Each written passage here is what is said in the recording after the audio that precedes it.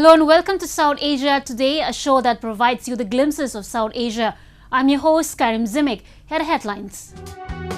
India launches biggest vaccination drive yet to combat rising COVID-19 numbers. Nisei introduces soft serve ice cream, and Raysam operates youth hostels safely in Japan amid COVID-19.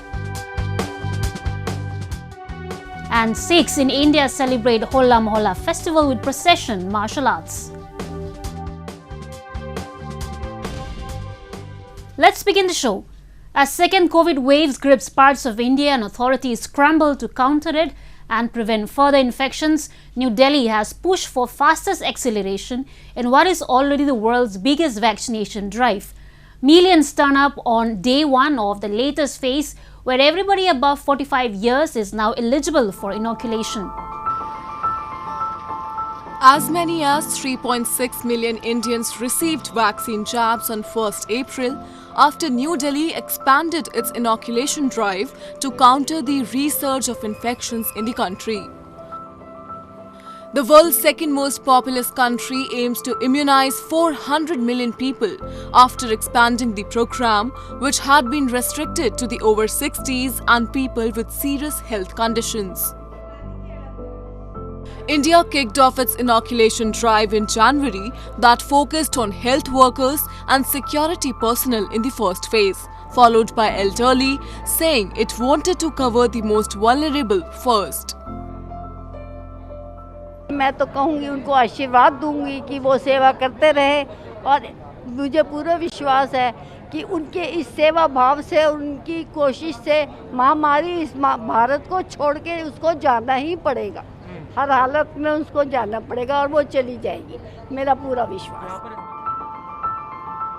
And while the number of daily COVID infections had come down to fewer than 10,000 cases a day last month, a sudden spike in some parts following the resumption of nearly entire economy has added a pressure on the government.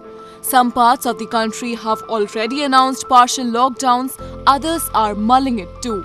The government's priority has been to save lives against economic losses. While it has asked the citizen to get themselves vaccinated, testing has been ramped up and vaccine manufacturers have been asked to double down on producing more jabs. Assertive citizens have made things easy for the administration. देखो जिस तरह से corona के cases बहुत ज़्यादा फैल रहे हैं उस तरह से सबको वैक्सीनेशन करना चाहिए ताकि सब अपनी लाइफ्स को सेव कर सके. Meanwhile, the authorities have urged the people to not put their guard down and continue to comply with the COVID protocol. Prime Minister Narendra Modi himself had asked people to not get complacent with earlier gains made by the country. हमें corona की उस उभरती हुई second peak को तुरंत रोकना ही होगा और इसके लिए हमें क्विक और डिसाइसिव कदम उठाने होंगे. Although the second wave is increasing the number of cases exponentially, India, which is no more the second worst affected country, owing to its successful preventive run for weeks until last month, still has one of the best recovery rates of around 95%. India's mortality rate too is amongst the lowest in the world. And with vaccine manufacturing companies set to expand their production, the country will be more equipped to counter and control the disease. And it's not just that India has been working for Indians. Its Vaccine Matri drive, aimed at providing vaccines to others, needy countries, has picked momentum with dozens of countries inoculating its citizens with India-made vaccines. Moving on, ethnic Baloch, a minority in Pakistan that has been demanding independence from the clutches of Islamabad, has upped the ante by expanding its movement both domestically and internationally. A large number of them gathered and demonstrated in different European and East Asian cities to register their decades of frustration. They highlighted the illegal occupation of their land and Pakistan's human rights violations. Activists from the Baloch National Movement, along with common persecuted Balochs, took to streets of different global towns and demonstrated against Pakistan establishment. A number of Baloch women and children joined the pro-freedom protest in Hanover in Germany to mark March 27 as Black Day, when the Pakistan Army in 1948 forcibly occupied Balochistan. They blamed the Pakistan Army, which operates with impunity in the region, has been committing genocide of innocent Baloch people. Because this day, in 1948, Pakistan have occupied Balochistan with power and force. And today, after almost a century, still the people are struggling and fighting back for the freedom of Balochistan. Unfortunately, this is not only an occupation, but it also have resulted now as a genocide of Baloch nation, and we appeal to the human rights defenders and other nations to protect Balochistan, save Balochistan. Baloch activists have made repeated pleas before the world. They want the international community to take note of the massive human rights violations being carried out at the commands of the Pakistan Army.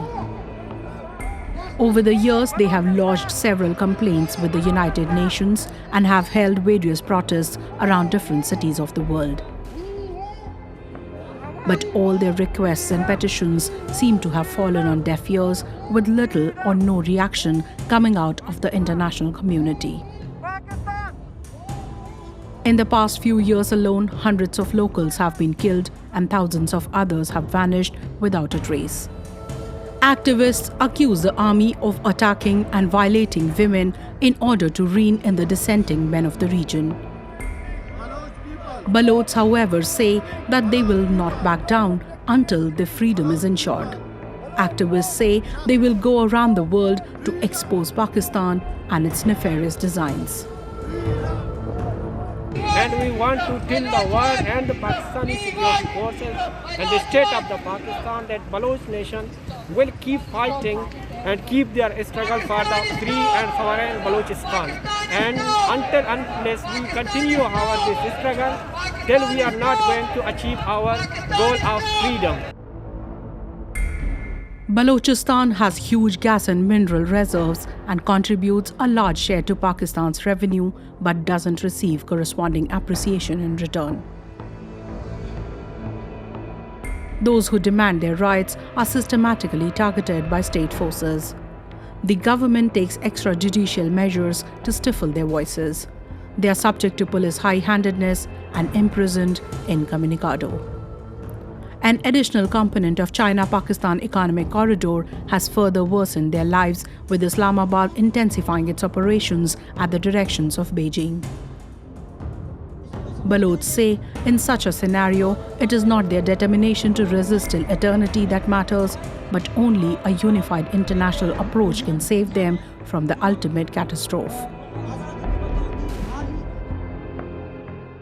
Now we'll take a look at some happenings in Asia in a segment called Asia Watch.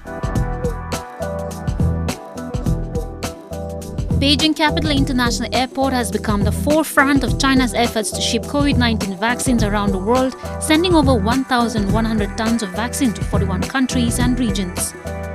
Two of China's major COVID-19 vaccine makers, Sinopharm and Sinovac, both have their production plants in Beijing, making Beijing Capital International Airport China's major vaccine transportation hub. BGS has set up refrigeration storage for vaccines, which need to be wrapped up in specially made cold chain containers for long-distance transport. Most of the flights coming to fetch vaccines are chartered flights, many of which are temporarily modified passenger aircraft, which require extra attention and labor. The airport has given the flights coming to pick up vaccines high priority, which allows them to come and go efficiently. By March, China has exported vaccines to 43 countries through commercial contracts. It has also donated vaccines to 69 developing countries in need. The Olympic torch continued on its journey through Japan's Gunma Prefecture as the countdown continues to the delayed Tokyo 2020 Summer Olympics. Tochigi is the fourth of Japan's 47 prefectures the torch will pass through over what is expected to be a 4-month relay around the country so long as public health guidelines allow for it. Torchbearers took the flame by foot, boat, wheelchair and bike past majestic temples and the area's famed cherry blossoms as masked onlookers waved and clapped. While Japan has escaped the worst ravages of COVID-19 pandemic seen elsewhere, cases have begun ticking up again recently, prompting concern among some officials about a potential fourth wave of the pandemic. Prime Minister Yoshihide Suga has pledged to have enough doses of the country's 126 million people by June before the July 23rd start of the Summer Games, which polls show a majority of Japanese say should be postponed or cancelled. The relay, culminating with the Olympic opening ceremony on July 23rd, has been hit by several high-profile runner cancellations as celebrities and top-level athletes have pulled out, citing late notice and worries over the pandemic. Though games organizers in Tokyo and Louisiana insist the Olympics will go ahead, doctors and nurses have complained about the strain on hospitals and experts warn about the spread of virus variants. Foreign spectators won't be allowed in stadiums and it remains unclear how many Japanese will be permitted to attend.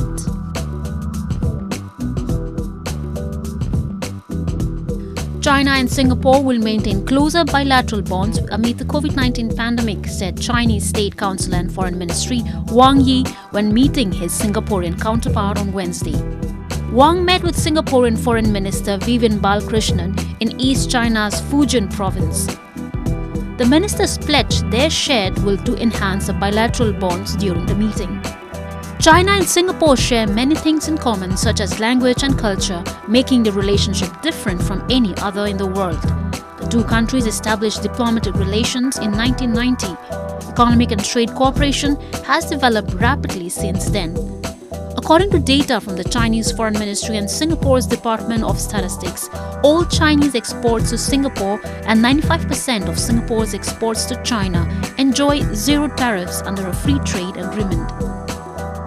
Foreign Ministry spokeswoman Hua Chunying announced that at the invitation of Wang Yi, the foreign ministers of Malaysia, Indonesia and Philippines will be visiting China in the coming few days following the visit of Balakrishnan. 2021 marks 30 years since the establishment of a dialogue relations between China and the Association of Southeast Asian Nations.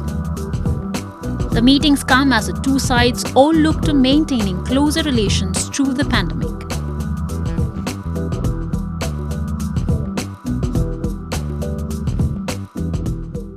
Next, we will see how Japanese companies are making the lives of people better through its advanced technology. Nisei company introduces soft serve ice cream to make visitors happy. On the other side, Raysum is operating a youth hostel for customers' convenience. A report. Japanese company Nisei has introduced light yellow-colored soft serve ice cream to make customers happy as they taste sophisticated sweetness and remember traditional sweet culture of Japan.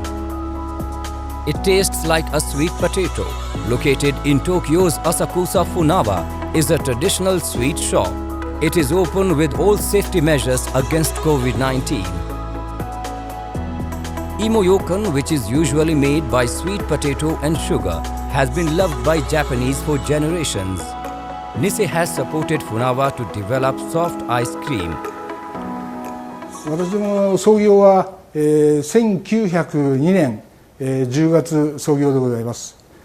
代表的な和菓子は、さつまいもを主原料としました、芋羊羹でございます。浅草の町の、活性化ということも、考えまして、当社の店頭で何か和菓子とは違ったものを、販売できないかなということを考えまして、ソフトクリームを販売いたしました。何としてでもその食べる芋羊羹の味をなんとかソフトクリームの中に、乗せたい、入れ込みたいという強い思いで、作り上げました。This is paste of Imoyokan. Imoyokan soft ice cream is made by mixing the paste with vanilla cream. It is important to choose a special type of cream to fit Imoyokan. Funawa has undertaken many challenges to develop new tastes with the cooperation of soft ice cream maker Nisei. 開発段階ではバニラの種類によって、風味が損なわれてしまい、芋ようかんらしさに欠けてしまうなど、また着色料を使用していないため色味が薄くなってしまう等の問題に直面いたしましたが、試行錯誤を重ねていく中で現在の芋ようかんソフトクリームが完成いたしました。さつまいも本来の甘さを堪能できるソフトクリームとなっております。また日本のさつまいもの美味しさをぜひお召し上がりいただきたいと思っております。 Beside the cream, there are small pieces of imo-yokan. The natural tastes of sweet potato and cute appearance have gained a reputation on SNS. The collaboration between traditional sweet maker imo-yokan and modern sweet soft ice cream offers a new style of sweets to foreign tourists in Japan. すごい芋ようかんの味がすごい強くて甘くて美味しいです。 Next, we take you to a famous tourist destination in Japan, Kyoto, to feel the charm of the traditional culture and landscape. Kyoto is a famous tourist destination in Japan. Foreign tourists come here to enjoy and feel the charm of the traditional culture and landscape. Under the situation of COVID-19, tourism industry has generated hopeful ideas for future. We Base Kyoto, produced by Resam, is the hostel in central town of Kyoto. It is a simple, affordable accommodation which targets the young travelers around the world. Hostel staff speaks several languages and there are special hospitality services which are not available in normal hotels. こちらはホステルですので共用の部分が多いんですけれども、お客様皆さん集まってゆっくり過ごしていただけるラウンジ、お部屋としましてはドミトリータイプ、カプセルタイプですけど、あとは個室、2段ベッドの個室ですとかダブルベッド、あとお部屋の中にバストイレ付きのプライベートルームなど、皆様のご用途に合わせてさまざまなルームタイプをご用意しております。 One of the concepts is to communicate with people through various events. The guests from around 100 countries have stayed here. This event is called Taiko, a Japanese traditional music experience class. This day is the Lunar New Year. Foreign students and local people were invited in the event. 日本の伝統的な、文化とか、私いつもこんな感じがとても好きだから、いつも参加してやりたいです。とても楽しかったです今日は。This is an online connection with the temple near Mount Fuji. Guests to experience traditional Japanese customs. Guests can also attend cooking class and enjoy making Chinese and Korean traditional dishes. Cooking teacher is the staff of hostel. これは산적이라는 부침개, 시즈미の一種類です。 These dishes are traditional Chinese and Korean foods, and people eat them to celebrate Lunar New Year.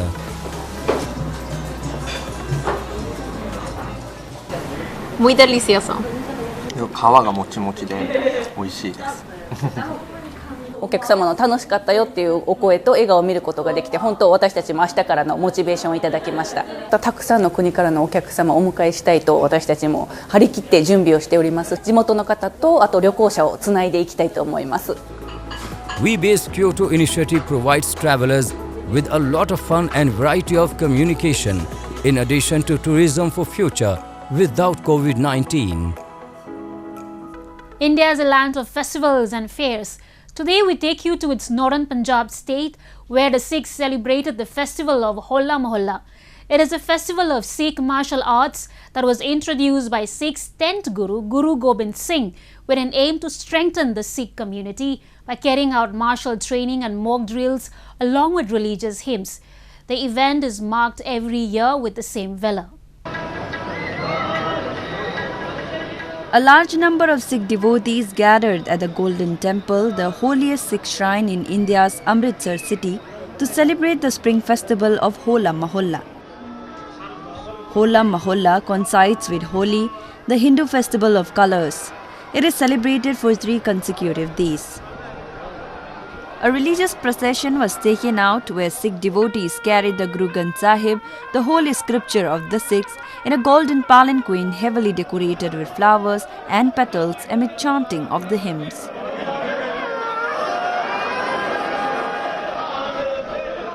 नज़ारा बहुत ही ज़बरदस्त था। एक बार ज़रूर हर किसी को यहाँ पे ज़िंदगी में आना चाहिए। फूलों के साथ, परफ्यूम के साथ फतेह बुलाई गई और सारे लोगों में बहुत ही जोश और उमंग है। सब लोग एक साथ स्वागत कर रहे थे बाबा जी का और बहुत ही बढ़िया प्रोग्राम था। The festival is celebrated with great enthusiasm in other parts of the country. In Poonch city of Jammu and Kashmir, the Sikhs perform Gatka, a form of martial arts and sword fighting. हर साल ਦੀ ਤਰ੍ਹਾਂ ਗੁਰਦੁਆਰਾ ਸ੍ਰੀ ਗੁਰੂ ਸਿੰਘ ਸਭਾ ਦੇ ਵਿੱਚੋਂ ਇਹ ਹੋਲੇ ਮਹੱਲੇ ਦਾ ਨਗਰ ਕੀਰਤਨ ਕੱਢੇ ਗਏ ਨੇ ਔਰ ਇਸ ਵੇਲੇ ਅਸੀਂ ਨਾਖਾਂ ਦੀ ਸੜਕ ਦੇ ਚੌਕ ਵਿੱਚ ਜਿੱਥੇ ਨਿਹੰਗ ਦਲ ਜਿਹੜੇ ਨੇ ਉਹ ਆਪਣੇ ਟ੍ਰੈਡੀਸ਼ਨਲ ਵੈਪਨਸ ਦੇ ਨਾਲ ਉਹ ਪ੍ਰਦਰਸ਼ਨੀ ਕਰ ਰਹੇ ਨੇ। The festival commemorates the transformation of the Sikh communities into a martial fraternity by Guru Gobind Singh, the 10th Guru of the Sikhs. The festival has not only succeeded in preserving the Sikh traditions, but has also been attracting visitors from across the country and other parts of the world.